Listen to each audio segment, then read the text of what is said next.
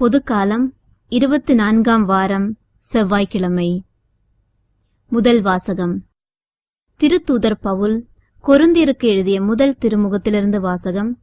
அதிகாரம் 12, இறை வசனங்கள் 12 முதல் 14 மற்றும் 27 முதல் 31 வரை. சகோதர சகோதரிகளே, உடல் ஒன்றே, உறுப்புகள் பல. உடலின் உறுப்புகள் பலவாயினும் உடல் ஒன்றாய் இருப்பது போல கிறிஸ்துவும் இருக்கிறார். ஏனெனில் யூதரானாலும் கிரேக்கரானாலும் அடிமைகளானாலும் உரிமை குடிமக்களானாலும் நாம் எல்லாரும் ஒரே தூய ஆவியால் ஒரே உடலாயிருக்கும்படி திருமுழுக்கு பெற்றோம். அந்த ஒரே ஆவியையே பானமாகவும் பெற்றோம். உடல் ஒரே உறுப்பால் ஆனது அல்ல, பல உறுப்புகளால் ஆனது. நீங்கள் கிறிஸ்துவின் உடல், ஒவ்வொருவரும் அதன் தனித்தனி உறுப்புகள். அவ்வாறே திருச்சபையிலும் கடவுள் முதலாவது திருத்தூதர்களையும், இரண்டாவது இறைவாக்கினர்களையும், மூன்றாவது போதகர்களையும், பின்னர் வல்ல செயல் செய்வோர்களையும், அதன்பின் பிணி தீர்க்கும் அருள்கொடை பெற்றவர்கள், துணை நிற்பவர்கள், தலைமை ஏற்று நடத்துபவர்கள், பல்வகை பரவச பேச்சு பேசுகிறவர்கள் ஆகியோரையும் ஏற்படுத்தினார். எல்லாருமே திருத்தூதர்களா? எல்லாருமே இறைவாக்கினர்களா? எல்லாருமே போதகர்களா? எல்லாருமே வல்ல செயல் செய்பவர்களா? இல்லை. எல்லாருமே பிணி தீர்க்கும் அருள்கொடை பெற்றவர்களா? எல்லாருமே பரவச பேச்சு பேசுகிறவர்களா? எல்லாருமே விளக்கம் அளிப்பவர்களா? இல்லையே. எனவே நீங்கள் மேலான அருள்கொடையையே ஆர்வமாய் நாடுங்கள். இது ஆண்டவர் வழங்கும் அருள்வாக்கு.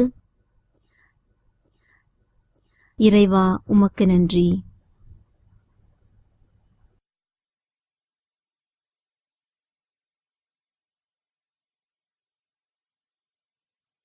நற்செய்தி வாசகம். தூய லூக்கா எழுதிய நற்செய்தியிலிருந்து வாசகம். அதிகாரம் 7, வசனங்கள் 11 முதல் 17 வரை. அக்காலத்தில் இயேசு நயீன் என்னும் ஊருக்குச் சென்றார். அவருடைய சீடரும் பெரும் திரளான மக்களும் அவருடன் சென்றனர். அவர் அவ்வூர் வாயிலை நெருங்கி வந்தபோது இறந்த ஒருவரை சிலர் தூக்கி வந்தனர். தாய்க்கு அவர் ஒரே மகன், அத்தாயோ கைம்பெண். அவ்வூரைச் சேர்ந்த பெரும் திரளான மக்களும் அவரோடு இருந்தனர். அவரை கண்ட ஆண்டவர் அவர் மீது பரிவு கொண்டு, அழாதீர் என்றார். அருகில் சென்று பாடையை தொட்டார். அதை தூக்கிச் சென்றவர்கள் நின்றார்கள். அப்பொழுது அவர், இளைஞனே, நான் உனக்குச் சொல்கிறேன், எழுந்திடு என்றார். இறந்தவர் எழுந்து உட்கார்ந்து பேசத் தொடங்கினார்.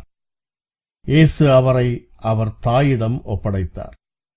அனைவரும் அச்சமுற்று, நம்மிடையே பெரிய இறைவாக்கினர் ஒருவர் தோன்றி இருக்கிறார், கடவுள் தம் மக்களை தேடி வந்திருக்கிறார் என்று சொல்லி கடவுளை போற்றி புகழ்ந்தனர். அவரை பற்றிய இச்செய்தி யூதேயா நாடு முழுவதிலும் சுற்றியுள்ள பகுதிகளிலும் பரவியது. இது கிறிஸ்து வழங்கும் நற்செய்தி. கிறிஸ்துவே, உமக்கு புகழ்.